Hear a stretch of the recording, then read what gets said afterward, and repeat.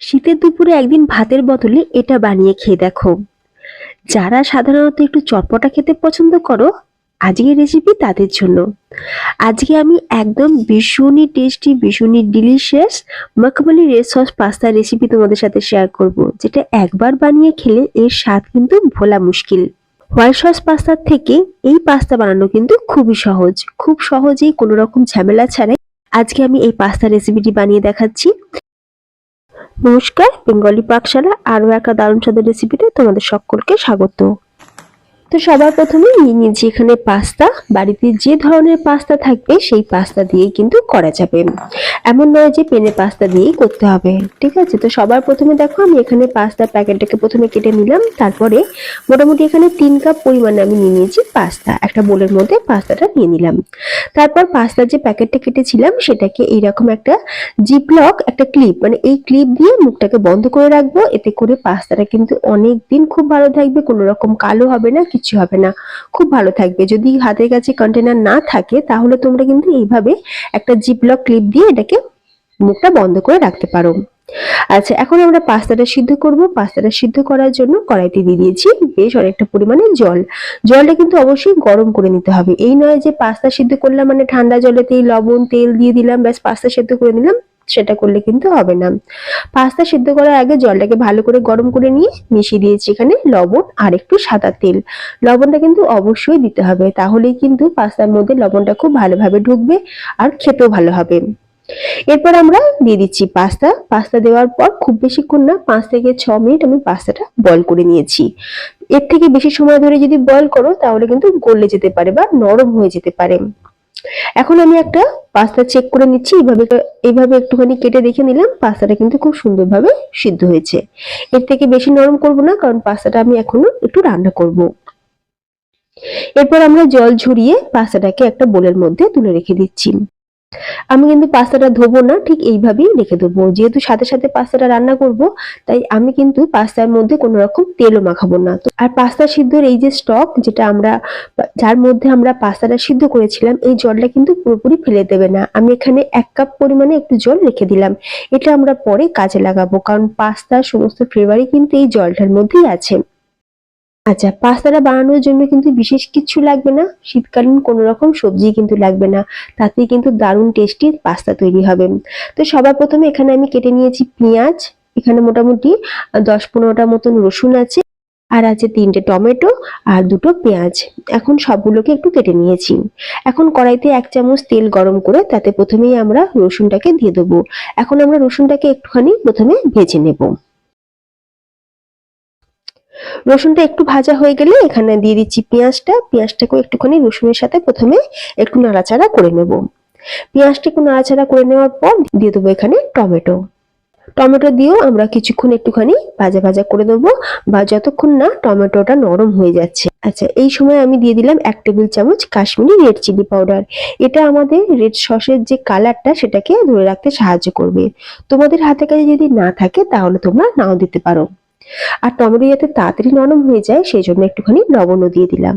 এখন লবণ আর কাশ্মীরি লঙ্কা গুঁড়ো দিয়ে খুব ভালো করে এটাকে একটুখানি নাড়াচাড়া করে নিয়ে 3 থেকে 4 মিনিট লো ফ্লেমে রান্না করে নেবো, যতক্ষণ না টমেটোটা আর পেঁয়াজটা নরম হচ্ছে।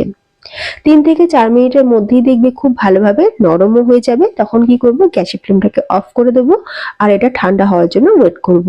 যখন এটা পুরোপুরি ঠান্ডা হয়ে যাবে তখন আমরা সুন্দর করে এটা পেস্ট করে নেব। রেড সসটা কিন্তু আমাদের তৈরি হয়ে যাবে। অন্যদিকে একটা কড়াইয়ের মধ্যে দিয়ে দিলাম এখানে 1 টেবিল চামচ বাটার। তোমরা চাইলে কিন্তু সাদা তেলেও করতে পারো, তবে বাটার দিয়ে করলে টেস্টটা কিন্তু খুব ভালো আসবে।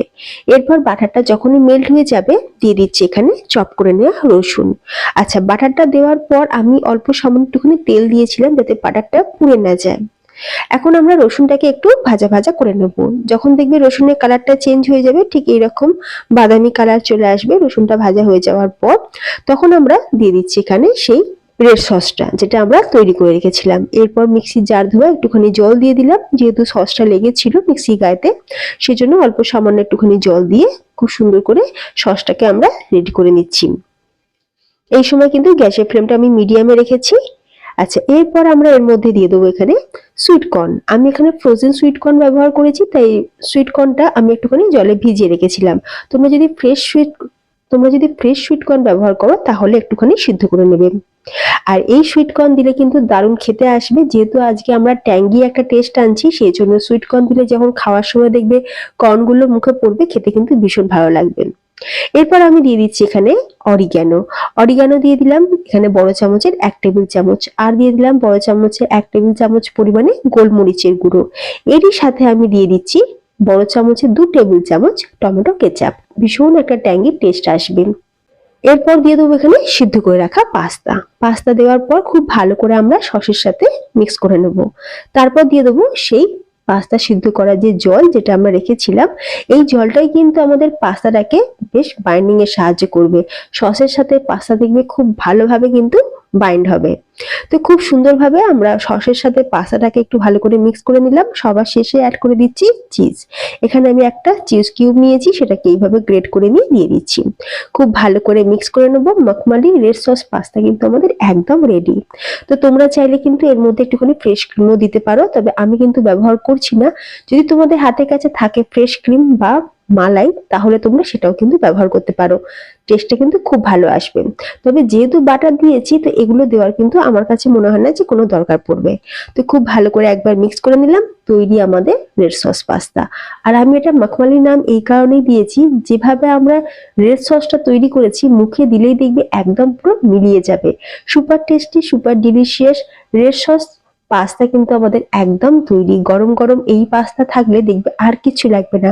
শীতের দুপুরে হোক বা রাতে, এইরকম পাস্তা সত্যি কোনো তুলনা নেই। একঘেয়েমি টিফিনে বা রাতে রুটি তরকারি না খেয়ে মাঝে মধ্যে একবার হলেও এইভাবে পাস্তা বানিয়ে খেয়ে দেখো, স্বাদ মুখে লেগে থাকবে। আর একবার বানিয়ে খেলে তোমরা কিন্তু এর স্বাদ ভুলতেও পারবে না। তো ফ্রেন্ডস, তোমাদের আজকে রেসিপিটা কেমন লাগলো অবশ্যই আমাকে কমেন্টে জানিও। রেসিপিটা ভালো লাগলে লাইক শেয়ার করতে ভুলো না। আর যে সকল বন্ধুরা আমার চ্যানেলে নতুন ভিডিও দেখছো, তোমাদের কাছে রিকোয়েস্ট রইল প্লিজ চ্যানেলটি সাবস্ক্রাইব করে পাশে থাকা বেল আইকন প্রেস করে রাখবে। তাহলে আমি চ্যানেলে যখনই ভিডিও আপলোড করব তার নোটিফিকেশন সবার আগে তোমাদের কাছে পৌঁছে যাবে। আমি পাস্তাটা একটুখানি চেক করে দেখছি, তারপর তোমাদের জানাচ্ছি কেমন হয়েছে। ও ওয়াও, সত্যি দারুণ হয়েছে। আজকের এই পাস্তা রেসিপি সত্যি মাস্ট ট্রাই। তাহলে আজকের ভিডিওটা এখানেই শেষ করলাম। ধন্যবাদ।